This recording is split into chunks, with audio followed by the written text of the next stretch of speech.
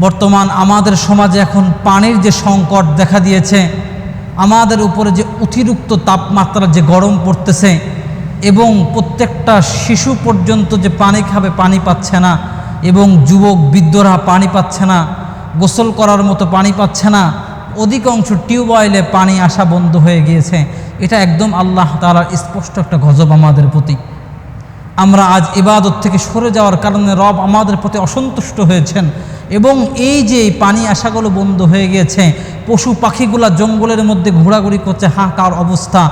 আশেপাশে যে পশু পাখিগুলো আমরা দেখতে পাচ্ছি, পাখিরাও ঠিকঠাক মতো পানি খেতে পারছে না, শুধুমাত্র আমাদের এই ফাহেসা কথা বলা, ফাহেসা কাজ করার দ্বারা আল্লাহ আমাদের উপরে এত রাগান্বিত হয়ে গিয়েছেন, যেই কারণে আল্লাহ আমাদের উপরে বৃষ্টি বর্ষণ বন্ধ করে দিয়েছেন। নাউজুবিল্লাহ।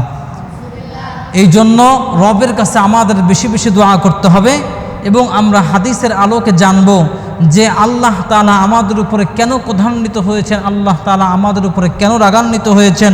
আল্লাহ চাইলে তো বৃষ্টি বর্ষণ করতে পারতেন, কিন্তু বৃষ্টি বর্ষণ আল্লাহ তাআলা আমাদের উপরে কেন বন্ধ করলেন?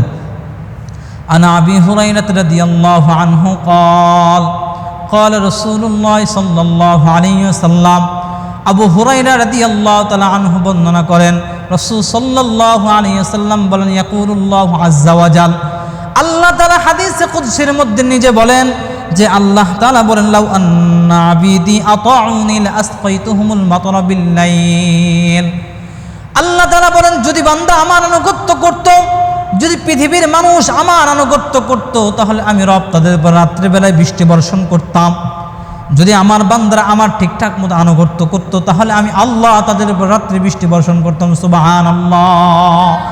এবং বান্দা যদি আমার ঠিকঠাক মতো আমার আনুগত্য করত, তাহলে আমি আল্লাহ দিনের বেলায় তার উপরে আবার সূর্যের আলো তাদের গায়ের উপরে ছড়ায়া দিতাম। সুবহানাল্লাহ। তাহলে বোঝা গেল মুসলমান, আমরা যদি আল্লাহর আনুগত্য করতাম তাহলে আল্লাহ আমাদের বৃষ্টি দিতেন। আল্লাহর আনুগত্য থেকে সরে যাওয়ার কারণে দেখেন রমজান মাস কিন্তু সব ঠিক ছিল, পানি ঠিক ছিল, সব ঠিক। মানুষের পানি কি জিনিস, অভাব কি জিনিস, এটা মানুষ বুঝে নাই। কিন্তু রমজান চলে যাওয়ার সাথে সাথে আল্লাহর গজব আমাদের উপর পতিত হয়েছে, এবং আল্লাহ তাআলা বলেন, তোমরা যেই পানি পাচ্ছ না সব তোমাদের হাতের কামাই। কিভাবে? আল্লাহ বলেন, যাহারাল ফাসাদু ফিল বাররি ওয়াল বাহরি বিমা কাসাবাত আইদিন নাস। আল্লাহ বলেন, জলে এবং স্থলে যত ফাসাদ সৃষ্টি হয় সব তোমাদের হাতের কামাই। তোমরা সমস্ত ফাসাদ নিজের হাতে কামাই করেছো। তোমরা অশ্লীলতা তোমাদের মধ্যে এত বেহায়াপনা এত বেশি ছড়িয়েছেন। নামাজি ব্যক্তি নামাজ ছেড়ে দেওয়ার কারণে আল্লাহ তাআলা আমাদের উপর এত রাগান্বিত হয়েছেন, এত রাগান্বিত হয়েছেন যে সারাদিন পরে একটা মানুষ ঠান্ডা পানি খাবে, আল্লাহ ওই পানিটাও বন্ধ করে দিয়েছেন।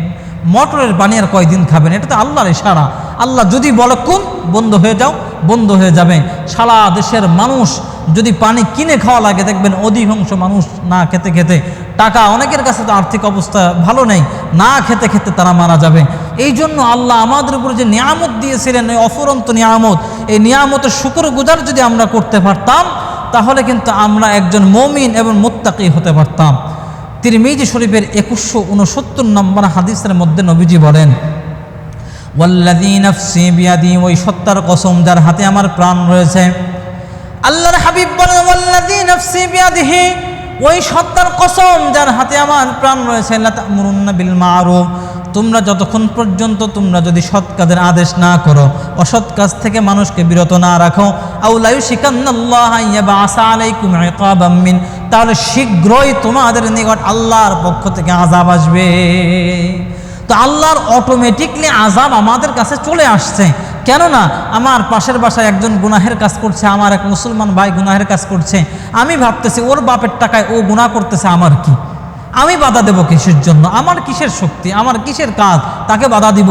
আল্লাহর হাবিব বলেছেন, তোমরা যতক্ষণ পর্যন্ত মানুষকে খারাপ কাজে বাধা দিবে না এবং সৎ কাজের আদেশ করবে না, ততক্ষণ পর্যন্ত আল্লাহ তোমাদের উপর আযাব পাঠাবেন।